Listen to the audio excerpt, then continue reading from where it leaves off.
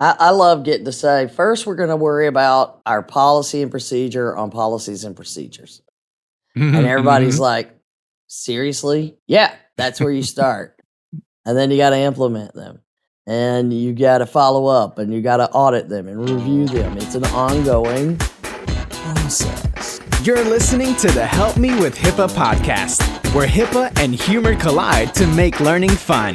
Your delightful hosts are Donna Grindle and David Sims. Relax, HIPAA help is on the way. Welcome to episode 427 of the Help Me with HIPAA podcast. My name is David Sims of HIPAA for MSPs, and joining me is Donna Grindle on location somewhere in the state of Florida. Yeah.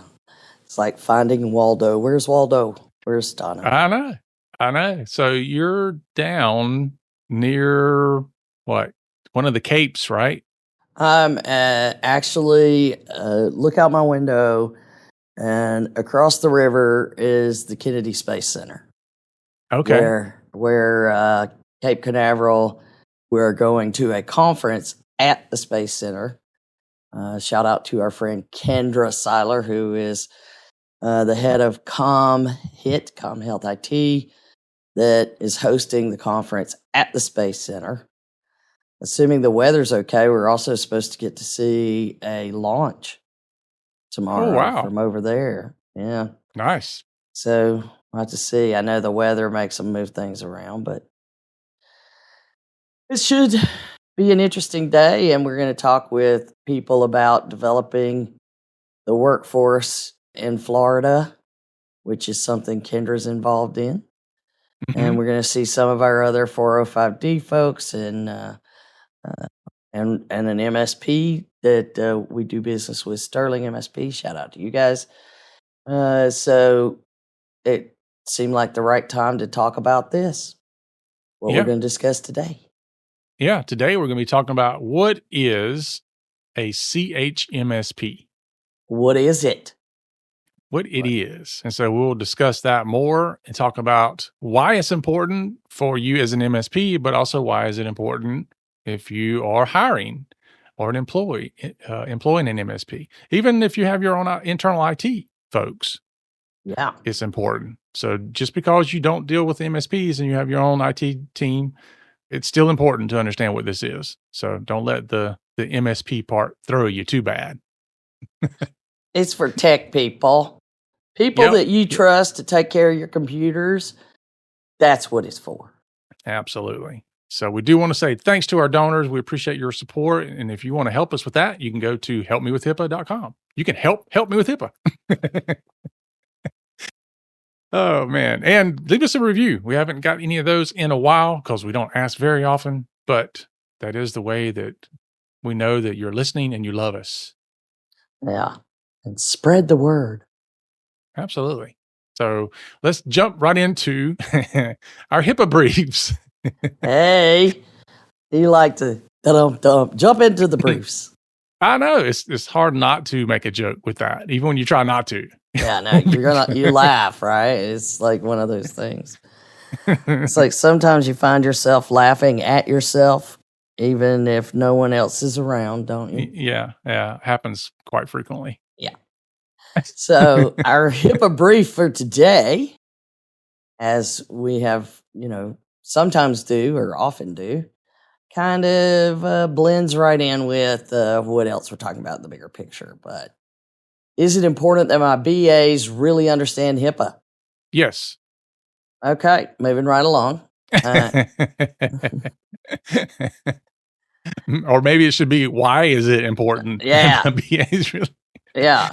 Is it the reason it is so many people for so many years, they say just sign the paper. Right, David? Gosh, yes. So they say here, all you got to do is agree to this contract, but what about what the contract says? What about what it actually says you're going to do? And many people do not do it because many people don't even know what's in their contract. And some just sign what anybody gives them. Yeah. So, for a lot of people, they just look at this as a formality. Just sign it's just it. paperwork. And I've seen it on both sides. I've seen the covered entity say that, and I've seen the IT company say that. Yep. I've seen it numerous times in forums. Just sign the documents. All you got to do. That's all HIPAA requires you to do is just sign this document. Oh my gosh. So anybody that says, "Oh yeah, whatever BAA you want, we'll sign it," and never ask about the information in it, that should be warning sign. Yeah. And the other piece I see is people often will sign it and they'll say, I understand that I have to protect the data and I have to protect my client. So basically they're saying, I'm making sure my client's following compliance, but I'm not doing anything to follow compliance. Yeah. And it doesn't work that way. So, and often they say, I'm making sure they're following compliance, but they may believe that. I'm not saying they're lying. I'm saying they may believe it and they're probably not correct. So it is very important that any business associate actually understands it, because you're passing on your reputation and your patient data and anything that you are collecting that you are allowing them to access, which makes them a VA. You're passing on your reputation to them to manage. Think of it that way. Yeah. Yeah. And guess who's still liable for it? Yeah. If you've got the thing in place, if you got your BAA in place, the legal liability goes, but the patient only knows who they gave their data to. Yeah. And that client, that covered entity only knows who they gave it to. So anything between the patient and the data breach, failure, or privacy breach, which also happens in BAs, that is what you're trusting everybody to. So yes, you want them to truly understand it, not just sign the paperwork. Yep. So that brings us to our topic for today, which is, what is a CHMSP? Because that is going to be very important when you start talking about the business associates that are IT. Now, again, whether you have internal IT, so they're not business associates because they're employees. So let's kind of iron that out first. But if you've got anybody within that IT space, internally or MSP, this is very important for you, because we've talked about the managed service providers many times in the past, or some people call them the IT support companies. We talk about them a lot because that's our big part of our audience is MSPs, because we're in that space, because I also run an MSP. So understanding, though, what HIPAA is, how it applies to them, how it applies to their clients, there is a vast chasm between what they think they know and the truth of the matter. Unfortunately, it's still very, very much the Wild West about HIPAA out there. And there's a lot of people that don't know a lot that have a big voice. And they are often heard, and people kind of take what they're saying to be the truth. And I, unfortunately, Don and I both run into this a lot in different areas and different forums and such, where somebody speaks with authority, but they're wrong. And people will follow that, and they'll say, yeah, but so-and-so said this, or I heard this vendor say that. And I can't tell you how many times it's, this multi-million dollar vendor says this, and so it's got to be accurate. And I'm like, no, it's not. It's completely wrong. I don't care that, none of that matters. None of your past experience or whether you're on the S&P 500, none of that matters to me. The only thing that matters is, are you correct? Oh, geez. And you can get involved in splitting hairs sometimes on what people mean. And it's a complicated topic. And that's why so many people think they understand it. But, it's like, what is your deposit of knowledge in this vast account that you need to have? That's really what it is. Yeah. And we talk often about IT folks. And as we're talking, just know I'm going to say IT or MSP kind of interchangeably. So we talk often about how they look at the security rule, and they will read the 8 pages of the security rule, and then they'll say, I have a firm grasp on HIPAA. And they often don't realize that that is a minute, small, teeny weeny portion of HIPAA. No. And it's not all of what the BA needs to understand and to grasp. There's portions of the general part of the law. There's portions of the privacy law. They need to understand breach notification law. I mean, there's so many other pieces, and that's all they focus on is. And of the 3 safeguards, primarily focus on only the ones that they deal with. So I often hear, "Oh, well, my IT provider does my risk analysis." Huh. Do they ask you about the security of your line of business, whether it's your EMR or your billing or whatever? Well, no, they don't do that. Okay, then they're not doing a full risk analysis. Yeah, And and we've talked about this before in the past, where there's often the same terminology used, but there's very different meanings from depending on what side of the table you're sitting on. And this, you brought up the very first one we run into often, which is IT folks are out there and they're saying, we'll do a security risk assessment for you. And sometimes it's part of the onboarding process or whatever. But the IT security risk assessment is typically part of a HIPAA risk assessment, but it is not a HIPAA risk assessment. And so when you're just using the terminology security risk assessment or risk assessment, you could be asking for a risk assessment. The IT company could be hearing risk assessment, and y'all are using the same words, very different meanings though. Mm-hmm. Well, and often they don't know the difference. Neither side of that conversation knows the difference between, and often doesn't even understand what is a risk analysis. So, yeah, and this is where I blame some of the vendors too, because we see vendors often who market to MSPs to say, if you buy this tool, you can do a HIPAA risk assessment with this tool, and you can charge whatever, $2,500 to do this assessment. And all you do, anytime they say all you do, I'm already worried. But all you do is install this thing and then run these reports, and bam, there you go.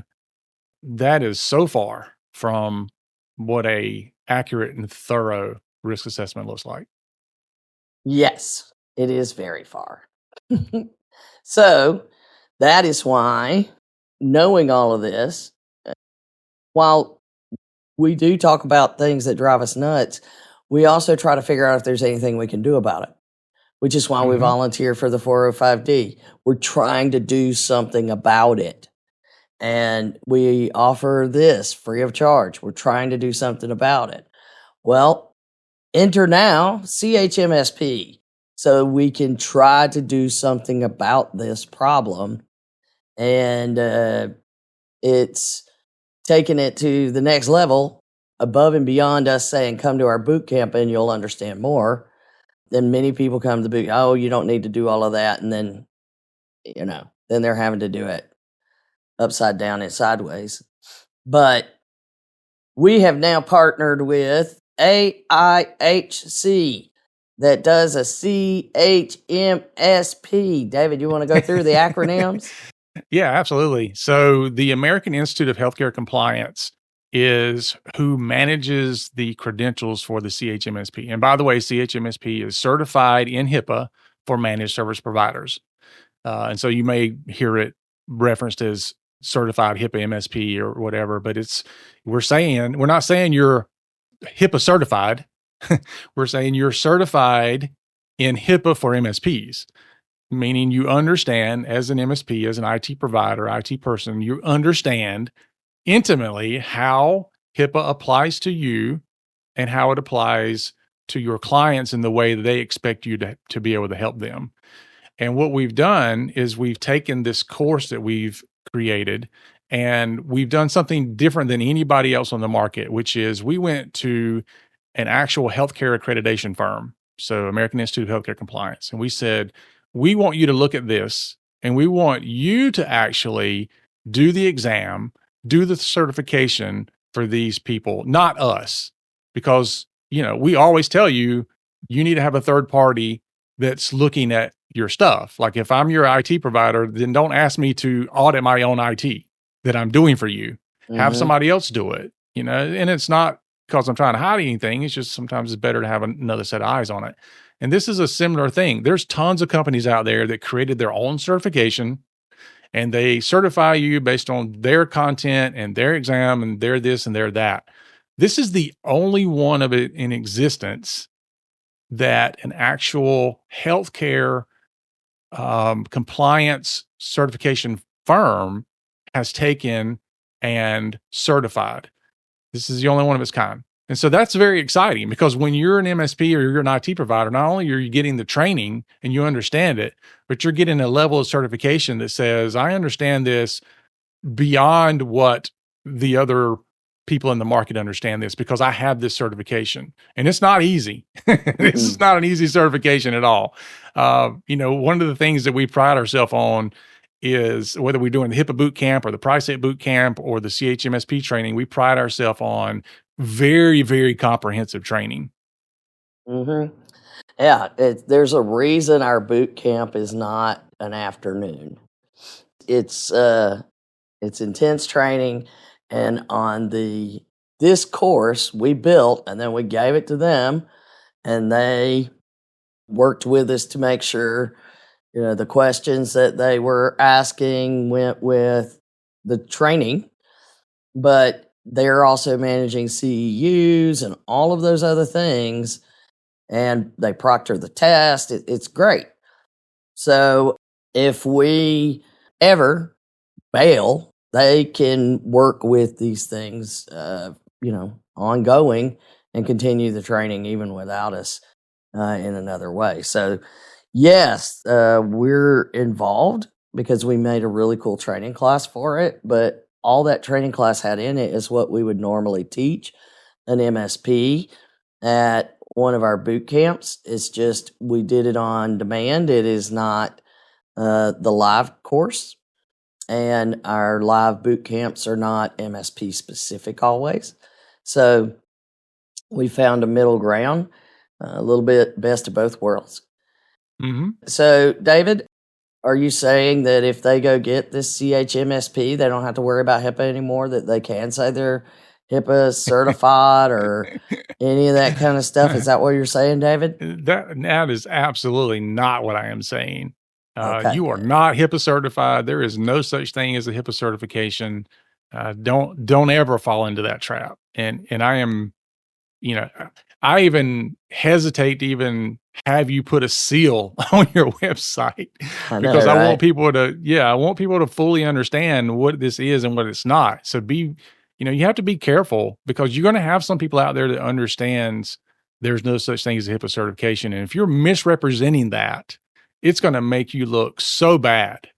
Yeah, because people listen to us and we say there's no such thing, and other people say there's no such thing as HIPAA certified anything. So please do not think that that is what it is, and do not think, okay, because somebody at the company got the certification, now I never have to worry about it again.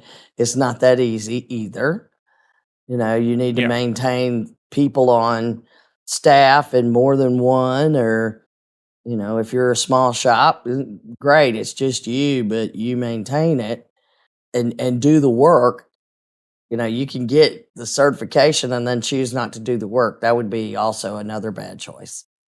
Yeah. It's, I always go back to like a workout program, and that's what compliance is like. I can't get to a level of fitness that I want to get to and then stop and say, all right, I'm done.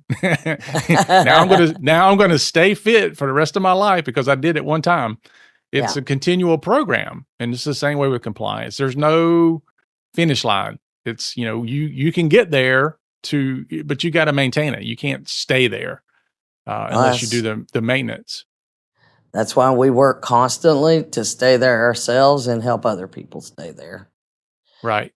So it does provide, if you're dealing with somebody who has a CHMSP certification, it doesn't provide any kind of guarantee that they know what they're doing and they can do the compliance stuff, because, everybody is individual. But it does give you some assurances that somebody in that organization has a proper understanding. So you still have to do some due diligence.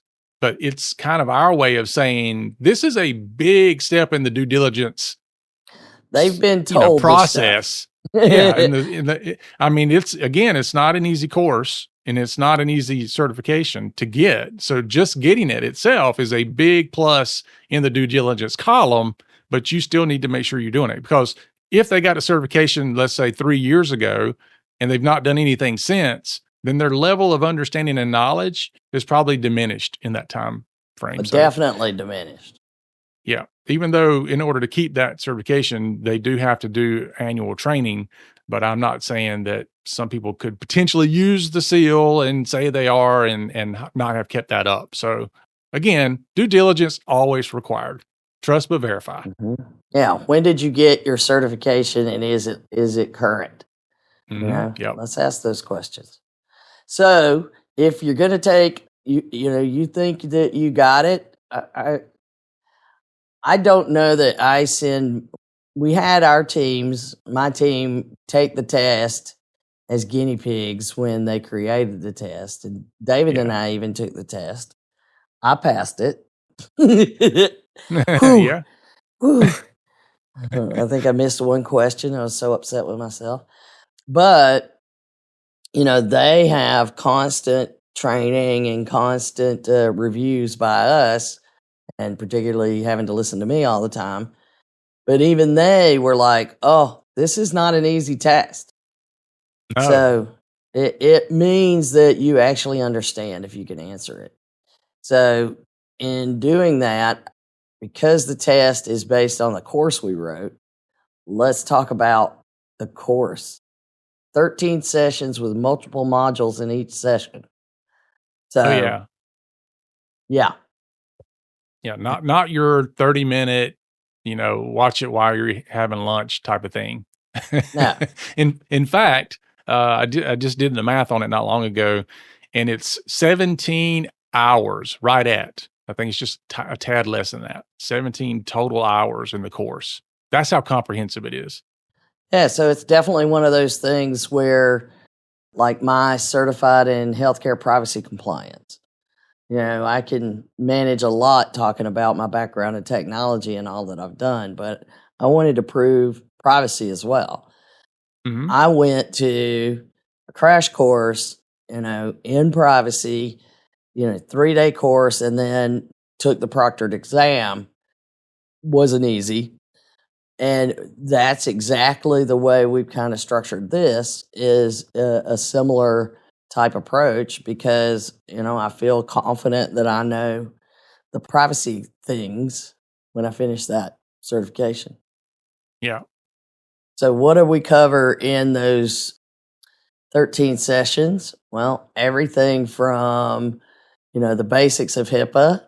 We talk about those. I mean, it's very much based on the concepts we cover in our boot camp, plus some. Oh, yeah. Yeah, because we look at, the privacy rule concepts and requirements. That's a piece that often IT skips over. They're not looking at privacy rule stuff.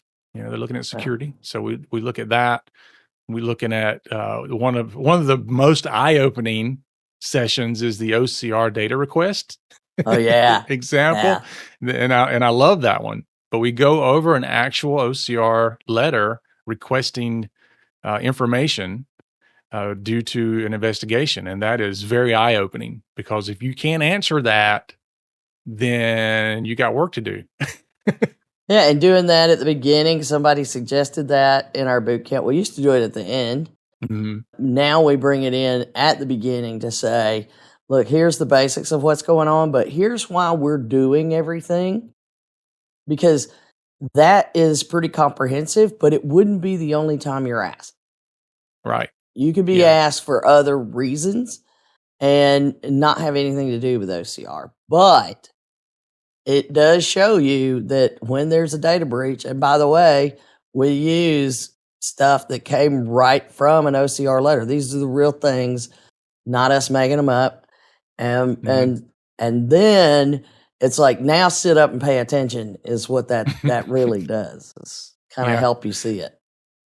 Yeah. And it's, again, eye-opening to go through that. But the other aspect of it is it speaks to the maturity level of your compliance program. We talk about that often on the podcast, and there are definitely levels to this game. You've got Yes. people that have a very immature program, and that's okay as long as they're working toward more maturity. And then some are more robust and have that maturity model. But you want to be able to measure that, and this helps you do that in looking at that. So another session we do is policy and procedure development, and I know everybody loves that piece of it. IT folks particularly hate developing policies and procedures for the most part. But and another misunderstanding often is that that's kind of all you have to do. Like, as long as we got this paperwork, then that's all HIPAA requires. And that's not it either. Because then you have to implement those policies and procedures. And I love getting to say, first, we're going to worry about our policy and procedure on policies and procedures. And everybody's like, seriously? Yeah, that's where you start. And then you got to implement them. And you got to follow up, and you got to audit them and review them. It's an ongoing process. Yeah. We also look at business associate management, which I think is extremely lacking in the MSP space. Oh, yeah. Because we are a business associate, we expect to be managed by our clients, whether they be business associates or covered entities. But we don't often look at also managing our business associates that are downstream. And so that piece gets missed quite a bit. And this is where it gets into what we were talking about earlier, where it's here, sign this document, we put this document on file, and then that's it, we're done. And it's a little more involved than that. Yeah, so we take you through, here's some things that we see in contracts. No, we're not telling you about a contract. We are not practicing law throughout the whole thing. We make sure we tell you. But we show you some of the new things that we're starting to see in these business associate agreements, as well as some to consider putting in yours, both upstream and downstream, and vetting how you can be proactive in vetting yourself for your clients using standards, and how to use some of the standards like HICSCRM and those other things to vet your own vendors. Yeah. These are the times when, course-wise, that you and I debate, because you'll come up and you'll say, this is something that, a covered entity should be asking their IT company. And I'm like, and this is something that an IT company should be pushing back on to not agree to. And it's not because one's right, one's wrong. It's there are things in these contracts that people don't, they don't look at and go, look, we need to come to a better understanding of what this is. Now, some parts of the contract you can't negotiate. There are some parts that you can. Most people don't even know the difference between the two. Right. And so you've got to figure that piece out. We cover all that. And it's interesting because I have clients coming to me and they'll say, I want to be notified of, every single type of security thing that you can possibly imagine. And I need to know within 24 hours. And I'm like, no way I'm agreeing to that. Let's define that a little bit more. I appreciate you got this template somewhere, but we're going to define this a little bit more to something more realistic. Otherwise, you and I both are going to hate each other. My favorite are the contracts that say you're going to report every ping and scan of your network. Yep. That's what I'm talking about. It's like, no, we're not doing that. If you truly want it, let me show you what that'll look like. Here you go. Yeah. Let me just show you 30 minutes of a day, Or the vendor that I argued with that, again, big multi-million-dollar vendor in their BAA, they said they're going to notify me of every ping. And I said, how are you going to do that? And they said, we're not. but your contract says you are. Yeah, but we're not. Yeah. This is what? Yes. Yeah, that was fun because I literally had to call OCR and say, what's the deal with this? I got to sign a contract that they tell me they're not going to uphold. So, put a signing note on there. There will be no ping reports or something. Yeah. So, I was talking to attorneys and OCR and everybody, and it was just, it's because like, wait a minute. So you mean to tell me that you're going to be in material breach of the contract constantly. Mhm. Okay. Yes. Yes, that's what I'm telling you. But no, I'm not telling you that. Okay, so then we jump into developing and managing your training programs. And this is, God, man, this is one of those things where you would think by now, with as much free content that's out there, that developing and managing a training program wouldn't be too terrible. Right. You But would think. it is. It is something that's very difficult to do. But we talk about that, and we even have resources inside of the HIPAA for MSPs and Card and Club to help you manage that program as well. And then we get into you, me, and IT explaining that we have got to stop on both sides now in that course that we cover in the boot camp, the importance that we've got to stop with this between IT, every time they touch my computer, it doesn't work anymore. And IT's like, oh, they're just stupid users kind of attitude. That's got to stop. And if we're not working together, we're never going to get anywhere. IT is no longer the department of no and get out of my way and let me drive. But on the flip side, you don't get to say, I don't know what happened. And I'm not going to give you any information because I don't want to tell you. Just cooperation. We're going to go back to Sesame Street and discuss cooperation. So we have a whole session about the importance of doing that in every direction and why. And then we get into risk management, David. Yeah. How to do the risk analysis. And the funny thing is that when we talk about compliance, we often say your risk analysis or assessment is your first thing that you do. Well, interestingly enough, we don't talk about that first. No. It's kind of in the middle, which goes to show that there's a lot of other pieces that need to be in place and have some priority in some cases over even starting the process of doing your risk analysis and assessment. Yep. If you're building from the ground up, you can start there, but you better know some of these other answers before you start, because then you're not going to go everywhere you need to go. Yeah. So risk analysis, risk management, we talk about those and how to do it and address it from the MSP perspective, both their own and their clients. We discuss your own and your clients because you're supposed to be doing this yourself. Yep. I'll leave it at that.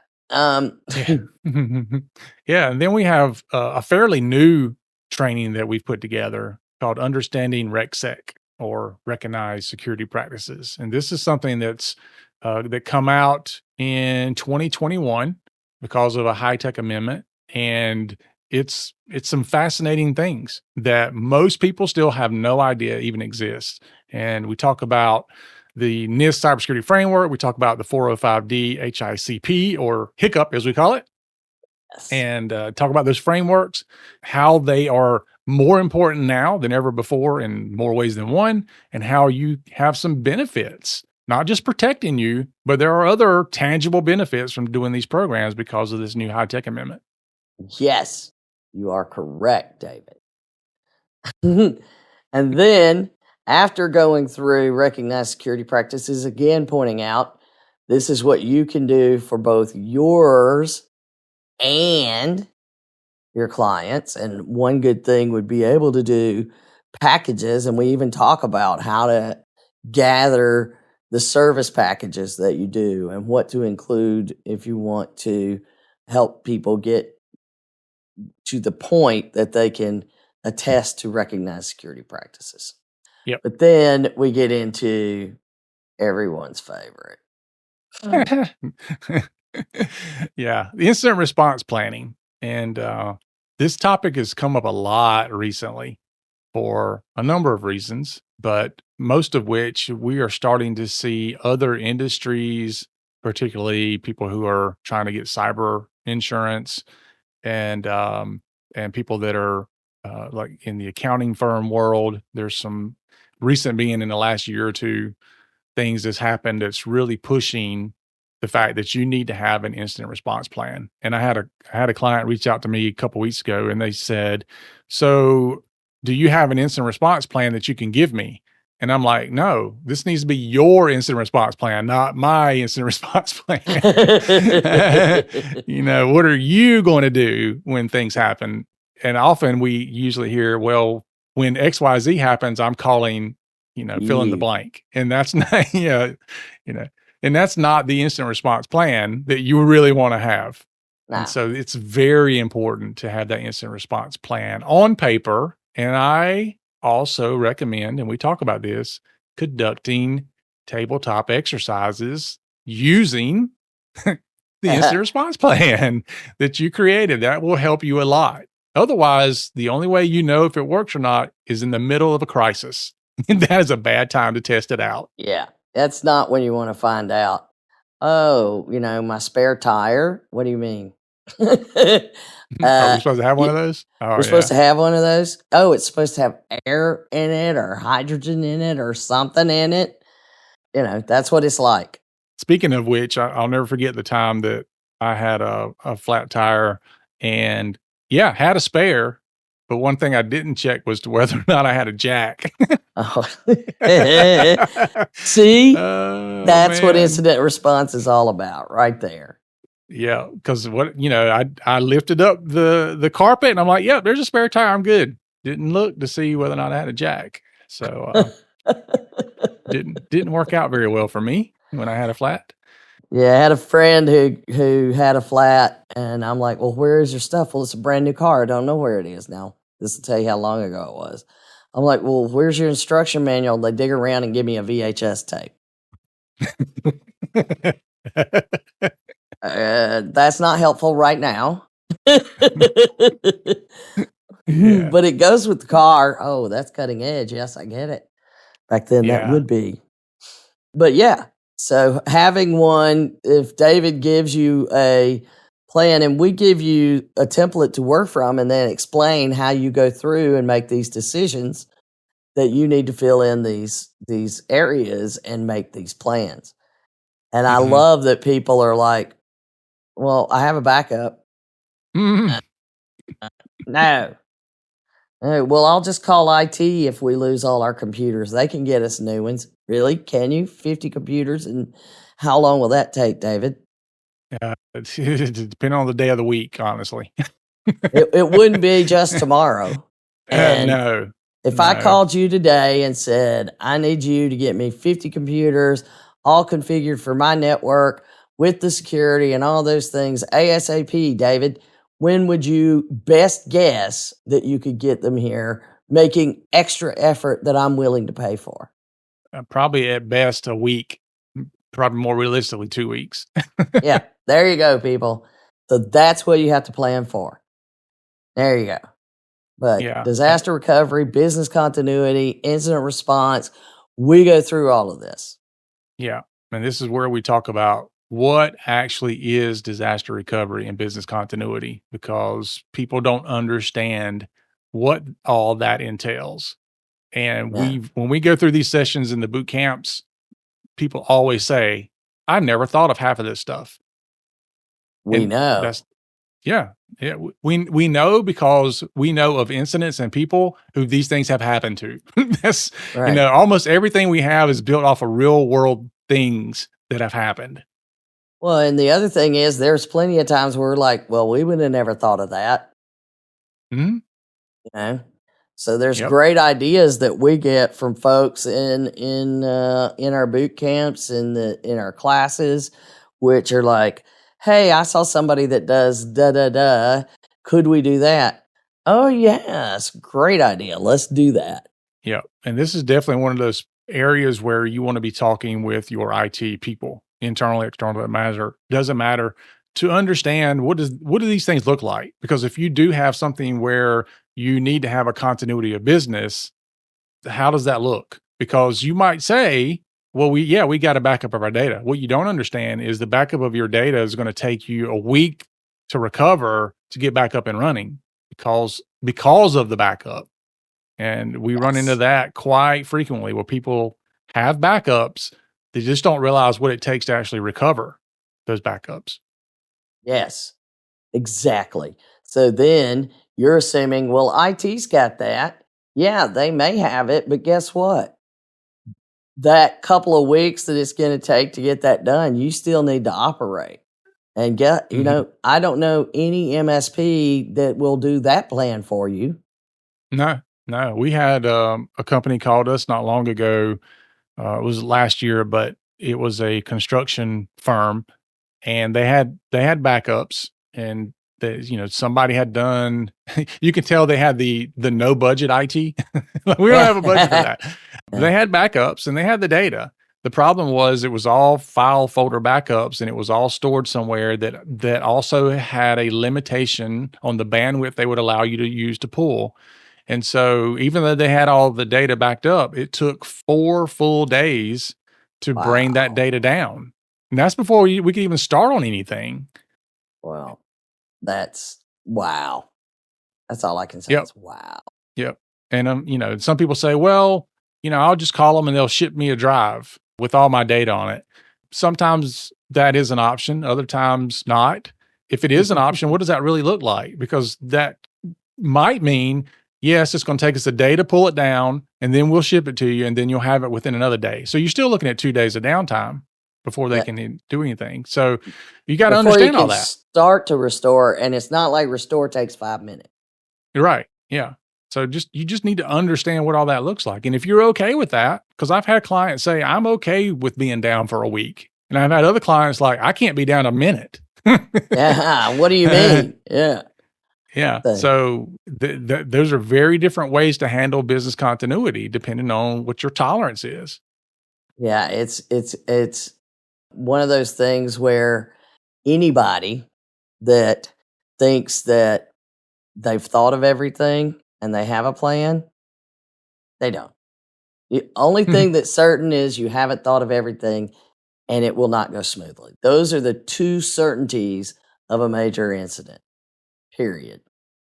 So, anyway, and then we finish up with our more on HIPAA compliance session, which we literally go through and do a gap analysis of everything we've covered in our sessions to explain and show those who've taken the course, here's what the law actually says for a business associate, that you need to be managing these things. And we go through all of the security rule, addressable and required, and we go through the breach requirements, the privacy requirements, all of it, so that you can see we end with where most people start. Mhm. So we go through the law at the very end to show and explain how you would actually address these based on all the things that we just covered. Yep. So if you want to know how comprehensive this course is, take this into consideration, that it just took us longer to explain the details of this course than most of you have ever took even HIPAA training. That's true. Yeah, probably Uh, very true. But yes. yeah. So, but it is a test, and some people say, "What's the test like?" So once you finish the course, then you've got 90 days to take the exam. During that time, you can take unlimited mock exams, and I suggest you take as many as you can. Get yourself prepared for this exam. Once you're ready to take the exam, it is proctored. It's a proctored exam, and it's done online, but you have a certain time frame to get it done. And you can take it once, and if you don't pass, you can take it one more time. After that, we have to have a conversation. We have to have a conversation. So it's not easy. This is unlike any other certification out there, and it's done that way for a reason. Absolutely. So keep that in mind and make sure that if you think you know all of this, go ahead, try to sign up, take the test, but then you're going to pay extra because you're Yeah, going I to do would it say, backwards. yeah, I'd say sign up and take the mock exam first, Yeah. because I think you're going to be shocked. Hmm. Yeah. But if you want to know how to get more of this, then you can go to HIPAA4MSPs.com and you can sign up there. And this is also in conjunction with what Carden is doing with their Carden Club. So, Donna, how can you find out about Carden Club? CardenHQ.com/club. Club. I don't know. All right. Soon we're going to have an official CardenClub.com landing page, but doing my own business stuff. I don't have time for that. Yeah. So get more information on it if you're interested in it. And the certification itself is something that not only I suggest that you look into, but also just being a member of HIPAA for MSPs or Carden Club, depending on what side of the aisle you're on, is going to give you that constant training and that constant communication about all things that involve privacy and security and compliance. And as a matter of fact, today, in a couple hours or so, you and I have a Q&A call that we'll be doing with the members in the club. So we do that every month as well. So it's definitely worth the investment to look into these things for sure.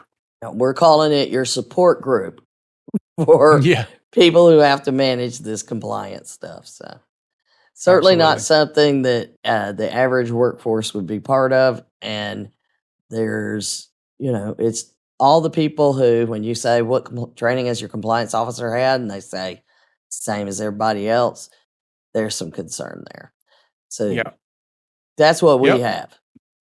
So if you have IT, internal, external, MSP, whatever, ask the question, are you certified in HIPAA for managed service providers? Did you have the CHMSP certification? If they say no, I would suggest pointing them to this podcast or pointing them to HIPAA for MSPs and tell them they need it. And they don't just need it for them, they need it for you. Mm-hmm. Yeah, it's certainly something you could start asking about anytime that you're talking to your IT folks. And no, it is not, just a simple little kind of thing, but it also is not the be all end all. It means that you've proven you have a certain amount of knowledge at a certain amount of time. Hopefully you'll retain it. That's right. All right, folks, that is our show for today. Thanks for listening. Remember to follow us and share us out on your favorite social media sites, rate our podcast, and leave us a review. Help us spread the word. And remember, for Donna and myself, that HIPAA is not about compliance. It's about patient care. You've been listening to the Help Me with HIPAA podcast, hosted by Donna Grindle and David Sims. The show created to help you with HIPAA. For more information or to ask us a question, visit our website at helpmewithhipaa.com. Neither Donna Grindle or David Sims are attorneys, and they do not offer binding legal advice concerning regulatory compliance. The information in this podcast should not be relied upon or construed as legal advice in any way. Consult your attorney for legal advice concerning compliance with HIPAA regulations.